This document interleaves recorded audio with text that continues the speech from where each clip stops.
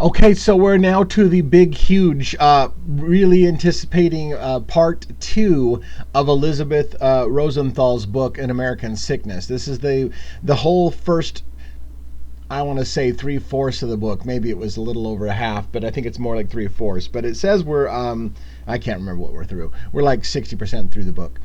So maybe 2/3. Anyways, the point being is that the first part of the book was all about the problem. And the problem in the American healthcare system is ridiculous. And by the way, I'm doing this early morning for me, just getting out of bed, so I look like hell. But you know what? Hardly anybody's watching this series, so deal with it. All right, so what I'm excited about, I said last time I was cautiously optimistic that this part of the book was the book and what you can do about it. We know how bad the system is. It was brutal. It was ridiculous how bad the system is. But now we're at the, and what can you do about it? And there's a promise made early on in this first chapter, which is going to be relatively quick, and it's going to be, it's not going to be a long one today, because we're going to do it chapter by chapter, I think. But I will say again, I'm cautiously optimistic. They do state, and we're going to show that quickly, that there's going to be practical things that we can do immediately, and that's what I'm excited about it. However, there's only like 6 chapters of what we can do, and in the first chapter, there was nothing you can do immediately. So there was a promise made. This is going to show you what you can do. And then ultimately there's no delivery on that promise. Now I looked ahead to the chapter after this one, and it looked more like maybe there was a real what you can do right now. So let's see. But let's just jump into that. We're on American Sickness again, how healthcare became big business and how you can take it back. And we're going to jump into now, like I said, we've covered part 1, the history and present illness, and now we're on part 2, diagnosis and treatment, prescription. The High Price of Complacency is chapter 12. As you can see, as you can see, we've only got 18 chapters to do, and we're on chapter 12 now, and there's an epilogue, right? And then there's some appendixes. Look at all the appendixes. This is where a big portion of the book's coming from. So when I say that it feels like we're over halfway through, it's because even though percentage-wise we're not through the book all that far, look at this. There's acknowledgments, there's appendix. A lot of that stuff is going to be templates for protest letters and things like that. So again, that's going to take up a lot of wasted time. I don't know if we're going to cover appendixes, but we are going to cover these chapters right here. The High Price of Complacency, let's dive into this right now. All right. So it starts out, the American healthcare system is rigged against you. Well, no shit. That's no shit. It's rigged against us, yes. Unless you're part of the 1%, you're only ever one unlikely step away from medical financial disaster. And I think that's true in America. What I don't understand is how the 1% set up a system in which only the 1% are really covered. Because again, the system will break for everyone, but they don't seem to care. So anyways, but yeah, that seems to be generally true. And again, so far, no help yet. We can't keep setting up payment plans, maxing out credit cards, tapping into retirement savings. We're numb to statistics about medical debt,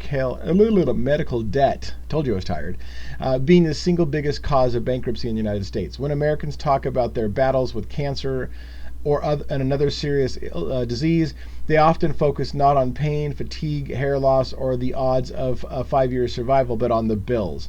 We hate our healthcare system, and yet we've come to accept it as an inevitable burden of being American. But we patients have allowed this heist of our healthcare by commercial forces. More precisely, we didn't see it happening. Now, here's what bothers me about Elizabeth Rosenthal. The spoiler alert, the end conclusion of this chapter is we need to stop letting this happen. That doesn't help anyone. That doesn't help anyone.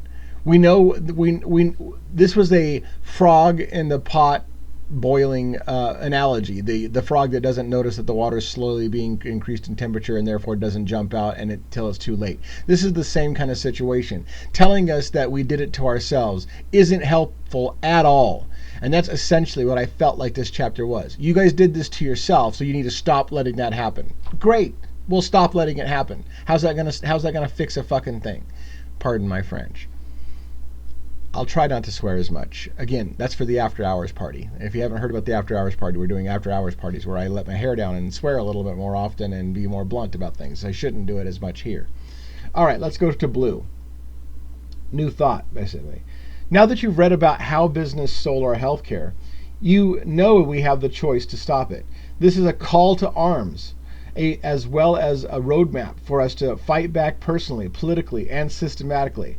What follows is a blueprint and a game plan for changing both our relationship with the medical system and the system itself, sector by sector, from doctors to hospitals, insurers to drug makers. That's the most exciting, if you will, paragraph that we get, because it shows, I want to fight, a call to arms. Well, some can argue that could be hate speech, because somebody had a call to arms allegedly recently and took out a healthcare CEO. That was certainly a call to arms, but I don't think that's what Elizabeth Rosenthal meant. But anyways, this is a call to arms. Roadmap sounds good. Give us a roadmap, something we can actually do. That sounds great. I hope that Elizabeth Rosenthal will follow through on giving us a roadmap other than you guys need to stop letting this happen to you, and that's the roadmap, because that doesn't help anything. Voting new people into office doesn't help anything. Her suggestions, I think, that are coming, which is just vote in more legislation, that hasn't helped anything. It's not going to help anything now. So I hope that she provides a real blueprint. And again, I'm cautiously optimistic, but I'm starting to get a little bit wavery already. What follows is a blueprint and a game plan for changing our relationship. We got it. Great. That's perfect. I love that. So let's go to the next paragraph. The first part of each chapter. Okay, so now she's going to line out how it's going to work. The first part of each chapter lays out practical strategies you can implement right now and provides tools to make American medicine better and more affordable for you and your family. Now, again, I'm excited. Every chapter from here on out, supposedly, is going to give us practical tools that we can implement right now. Love that. Here's the problem. This chapter, no practical tools we can do right now. Maybe the next chapter did indicate that there was some practical tool you can implement right now. So I'm hopeful for the next paragraph. But keep in mind, this paragraph isn't supposed to be an introduction to the chapter so much. It didn't feel like it was supposed to be getting help right now, and it isn't providing help right now. It's like, hey, I'm going to give you help right now, and then give you no help right now. So let's hope that the next chapter delivers on this promise. We have votes and we have a voice. We must dare to raise it. Bullshit. Bullshit. That's the part I have a problem with. We have our vote. Our vote doesn't mean dick in America. It never has. And it's even worse today. This idea that we're just going to use our vote. Vote with your vote. Vote with your feet. Go out there and vote new people into office. That'll make a change. Bullshit. You just spent, Elizabeth Rosenthal, an entire book telling us how voting in the past hasn't done shit. Every time Congress or a president helps legislation get in that gets voted on and passed, it only becomes worse for America. So don't tell us, unfortunately, I'm a little bit angry, don't tell us we have our vote. Our vote doesn't mean shit. It hasn't meant shit for a long time. So if that's your hope for us, that we can vote, that doesn't mean shit to me. The healthcare non-system that we rely on is a product of a series of small steps over the past quarter century. We will most likely extricate ourselves in a similar fashion by a combination of strategies. Well, here's the problem with that. Most of us don't have a quarter of a century or more left. As the older folks in America are getting older, we're having less and less time left in our life. So saying to yourself, hey, it took us, small steps over a quarter century to get into this mess. It's going to take us small steps over a quarter century to get out of this mess. That's great and dandy. Some of us don't have that kind of time. So maybe we're just effed in America, those of us who are of an older generation. Maybe we are helping people for the next generation, and that's fine. To be fair, I'm okay with that. I'm okay as an old man not being able to benefit from what I'm going to do today to make the system better for our children. I'm okay with fighting for the children of our future to be able to have a better life than what we allowed happen to us. But it's not too terribly exciting for me to say that it's going to take a long time. It took us a while to get into this mess. It's going to take us a while to get out of this mess. It's going to take us probably twice as long, in my opinion, maybe more, to get out of the mess than it did to get into the mess, because there was financial incentive to get into the mess. There's no financial incentive to get out of the mess. So that's frustrating. Hey, by the way, this is going to take a long time. Great. I don't have a long time.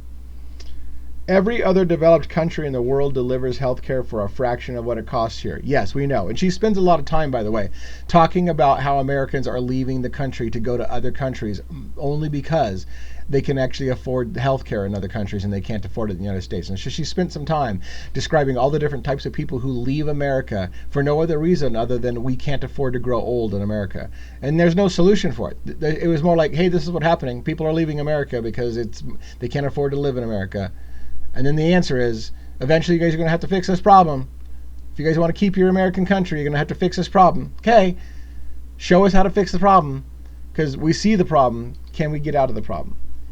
National fee schedules, that's one of her solutions. National fee schedules inevitably yield prices that are far lower than those in the United States, because a nation has far greater negotiating clout than a single insurer or an individual. So basically she points to other countries who have a model where the nation establishes something like Medicare, the Medicare system, where the Medicare system is a national plan that sets prices. And then when the rest of the industry uses Medicare as a guideline, prices are supposed to come down. It happens in other countries. So she says, we just need to do the same thing here. Great. Make that happen, Elizabeth Rosenthal. Make it happen for us. It's not going to make it happen. We can't vote our way into that kind of system. In fact, more and more politicians keep bringing up the idea of gutting Medicare. They want to get rid of Medicare. So the only thing you say that is working is as a plan like Medicare and a fee schedule set by the government, and that's the only thing that is work. Keep in mind, there are presidents every single time now that come in that are talking about gutting Medicare entirely and getting rid of it because they don't want a healthcare system that is curbed and controlled and fee schedules set by the government. They don't want that. So more and more presidents are talking about gutting Medicare. So how are we supposed to fix that?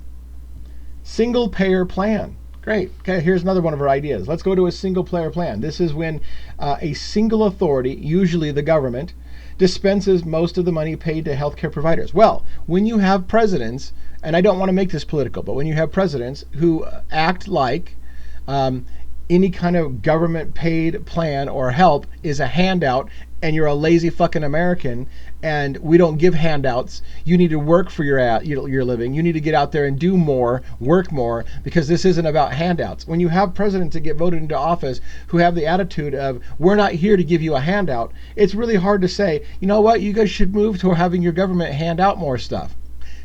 That only works if you get a president involved who thinks that handouts are a good thing. There's more and more presidents who are involved in money who don't believe in handouts because they're part of the 1%.